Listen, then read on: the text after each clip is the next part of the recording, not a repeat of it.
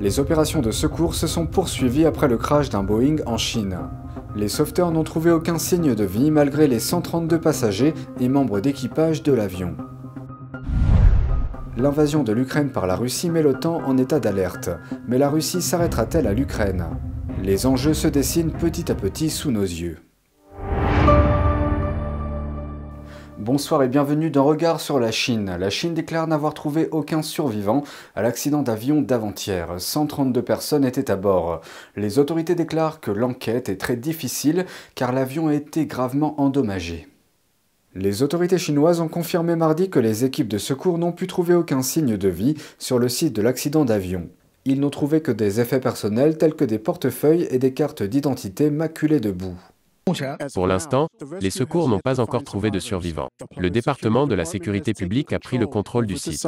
L'avion était un Boeing 737-800 exploité par China Eastern Airlines. Il reliait Kunming dans le sud-ouest à Guangzhou, sur la côte sud-est, lorsqu'il s'est écrasé dans les montagnes de la région du Guangxi lundi après-midi, heure locale. 132 personnes se trouvaient à bord. L'avion avait environ 6 ans d'âge. Il remplissait les conditions requises pour voler avant le décollage et son état technique était stable. Il y avait un équipage de 9 membres dans l'avion et les membres d'équipage étaient en bonne santé. Les autorités ont tenté d'expliquer ce qui s'était passé dans l'avion juste avant le crash. L'avion était en altitude de croisière avant de plonger brusquement. À 14h21, le contrôleur a remarqué que l'altitude de l'avion avait fortement chuté et a appelé l'équipage plusieurs fois, mais n'a reçu aucune réponse.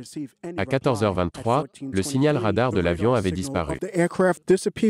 Des habitants vivant près du site du crash ont déclaré avoir entendu des sons très forts lorsque l'avion s'est écrasé. J'ai entendu une forte détonation. À ce moment-là, certaines personnes faisaient leur travail en épluchant l'écorce des arbres.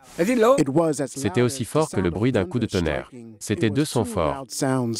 Un certain nombre de parents, d'amis et de collègues des passagers se sont rassemblés à l'aéroport de destination de Guangzhou dans l'attente de nouvelles. Un homme déclare qu'un de ses collègues était à bord. Ses proches avaient des sentiments très mitigés lorsque j'ai annoncé la nouvelle, et il sanglotait. Sa mère ne croyait pas que cela était arrivé. Après que je lui ai confirmé la nouvelle, elle était en sanglots. Il s'agit du premier accident mortel d'un avion de ligne en Chine depuis 2010. Les autorités ont déclaré qu'elles commençaient à enquêter mais que c'était très difficile car l'avion a été gravement endommagé. Elles tentent de récupérer la boîte noire de l'avion et ne sont pas en mesure de déterminer la cause du crash pour le moment. China Eastern Airlines a bloqué au sol tous ses Boeing 737-800 après le crash. Des médias chinois ont confirmé par la suite qu'une caméra vidéo de sécurité d'une société minière locale avait filmé la chute à un peu plus d'1 kilomètre de distance. L'invasion de l'Ukraine par la Russie a fait naître au sein de l'OTAN la crainte qu'un nouveau rideau de fer ne s'abatte sur l'Europe. Mais l'Europe n'est pas le seul front où la paix mondiale entre guillemets est en jeu. Nous examinons les implications que l'issue de la guerre pourrait avoir sur la sécurité mondiale. Joe Biden se rend cette semaine en Europe. Il rencontrera les chefs de l'OTAN, de l'Europe et du G7 pour discuter de la manière de mettre fin à l'attaque de la Russie en Ukraine. Ceci alors que l'invasion de Vladimir Poutine, qui semble maintenant en passe de devenir une guerre prolongée, déclenche des changements dans la géopolitique mondiale du jamais vu depuis des décennies. President Putin's war in Ukraine is killing innocent civilians. NATO's response has been swift and decisive. Le président russe a réalisé sans le vouloir ce que l'ancien président américain Donald Trump essayait de faire. La guerre motive les membres de l'OTAN à promettre plus de dépenses de défense. Germany said over the weekend it would want to increase its budgets, its defense budget, to reach 2% of GDP. L'OTAN constitue une alliance militaire entre 30 démocraties occidentales. Parallèlement à l'augmentation de l'Allemagne, la Pologne a adopté une loi visant à porter son budget de défense à au moins 3% de son PIB d'ici 2023. Les pays de la ligne de front comme la Roumanie, la Lettonie et la Lituanie, qui craignent une incursion russe, s'engagent à augmenter leurs dépenses militaires. L'OTAN craint que Poutine ne s'arrête pas à l'Ukraine. C'est pourquoi quelques heures après le début de l'attaque russe en Ukraine, 5 navires de guerre allemands ont mis le cap sur la Lettonie pour aider à protéger la partie la plus vulnérable du flanc oriental de l'OTAN. En vertu de l'article 5 du traité de l'OTAN, une attaque contre un État membre équivaut à une attaque contre l'ensemble de l'Alliance et peut justifier une action militaire des autres membres de l'Alliance. Il convient de noter que les États-Unis sont à la tête de l'OTAN et que le Canada en est également membre.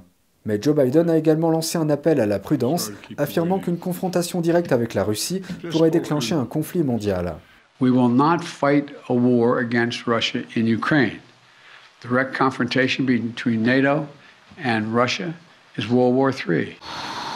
L'Europe de l'Est n'est pas le seul front où un rideau de fer pourrait tomber et où la paix mondiale est en jeu. Alors que les démocraties occidentales atteignent un niveau d'unité record contre la Russie, un régime surveille de près ses actions et calcule son prochain mouvement. Le régime chinois surveille sans sourciller ce qui se passe en Ukraine, ce qui influencera probablement le sort de l'île de Taïwan. Que ce soit par la force ou non, la prise de contrôle de l'île démocratique de Taïwan et sa soumission au régime communiste est un objectif non négociable pour le Parti communiste chinois. La question pour Pékin n'est pas de savoir si, mais quand cela se produira. Mais aujourd'hui, le Parti communiste observe l'Occident imposer des sanctions draconiennes à Moscou, tout en offrant des milliards de dollars d'assistance militaire à Kiev, la capitale de l'Ukraine. Pékin se demande maintenant si son économie post-pandémique en difficulté sera capable de subir le même coup que la Russie à cause des sanctions occidentales comme le fait de se faire exclure du système financier SWIFT. Même si la plupart des pays, y compris les États-Unis, ne reconnaissent pas officiellement Taïwan comme une nation souveraine, l'île est sans doute plus importante sur le plan stratégique que l'Ukraine pour la sécurité du territoire américain. C'est également un allié des États-Unis depuis plusieurs années. Et qu'en est-il du sentiment des Américains à l'égard de Taïwan? Des sondages montrent que la plupart des électeurs américains des deux partis pensent que les États-Unis devraient envoyer des troupes à Taïwan en cas d'invasion de la Chine, alors que beaucoup ne veulent pas défendre l'Ukraine. L'issue de l'invasion de l'Ukraine et le degré de détermination de l'Occident auront probablement d'énormes répercussions sur ce qu'on appelle la paix mondiale. Maintenant, nous aimerions partager un commentaire d'un de nos téléspectateurs aux États-Unis nommé Jitai. Le commentaire faisait référence à notre couverture de lundi sur les violations des droits de l'homme au Tibet. Jitai a dit « Le Parti communiste chinois, ou PCC, essaie de remplacer la culture tibétaine par la culture du PCC plutôt que par l'authentique culture chinoise. » Jitai fait la distinction entre l'authentique culture chinoise et celle mise en avant par le Parti communiste chinois, ou PCC. Il invite à observer comment le régime s'est employé à détruire la culture chinoise depuis qu'il a pris le pouvoir il y a 70 ans. Et comment le PCC a pris le contrôle de l'association des termes avec le mot chinois en raison du grand nombre de Chinois dans le monde. Il poursuit en affirmant que les valeurs et les principes de la culture du PCC sont l'exact opposé de ceux de la vraie culture chinoise. Il ajoute qu'en ne faisant pas la distinction entre les deux, le terme culture chinoise est entaché par le régime communiste. Nous apprécions ces commentaires et nous sommes d'accord avec cette distinction. La Chine lutte contre sa pire épidémie de Covid-19 depuis les premiers jours de la pandémie. Des dizaines de millions de personnes ont été placées en confinement et les politiques strictes du pays ont rendu la vie de nombreuses personnes difficile. Dans une vidéo prise la semaine dernière, on voit un travailleur de la mégapole de Shenzhen dans le sud-est de la Chine essayant de se rendre au travail.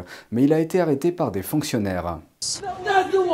Mais je ne suis pas un danger pour la société. Je dois vivre normalement, je dois faire vivre ma famille. Les fonctionnaires chargés de surveiller et de contrôler le flux de personnes ont refusé de le laisser sortir du quartier. Exaspéré par la situation, il a porté sa main au visage et a dit « Alors donnez-moi la mort aujourd'hui. Laissez-moi mourir aujourd'hui. » Shenzhen abrite un énorme secteur manufacturier, ce qui lui a valu le surnom d'usine du monde. Jusqu'à dimanche, la ville était soumise à des ordres de confinement stricts. Lundi, les métros étaient à nouveau bondés. Mais les travailleurs de Shenzhen ne sont pas les seuls à avoir des difficultés. Les propriétaires de magasins de la plus grande ville de Chine, Shanghai, sont également en difficulté. Ils s'efforcent de maintenir leur commerce à flot malgré les restrictions. Certains propriétaires de magasins ont enregistré leurs difficultés en vidéo dans l'espoir que les autorités leur viennent en aide. Nous travaillons très dur pour gagner de l'argent. Quand vous nous avez dit de fermer le magasin, nous avons dû le faire. Maintenant, nous devons jeter des caisses de fruits, une pièce entière, de fruits. Tous les fruits dans les cartons vont être jetés. Tous ces fruits sont notre argent durement gagné. Que devons-nous faire? Elle a accusé les autorités de peu se soucier des habitants de la ville. Quand on nous a demandé de fermer le magasin, vous avez été si nombreux, vous, les autorités, à venir nous dire de le faire. Et maintenant, nos fruits sont tous pourris. Que devons-nous faire? L'un d'entre vous peut-il nous dire ce que nous devons faire? Y a-t-il quelqu'un qui nous soutiendra? Nous, les gens du peuple, pouvons-nous encore vivre comme ça? Elle a demandé de l'aide. Dirigeants, regardez, nous sommes vraiment pauvres, il est vraiment difficile pour nous de gagner de l'argent.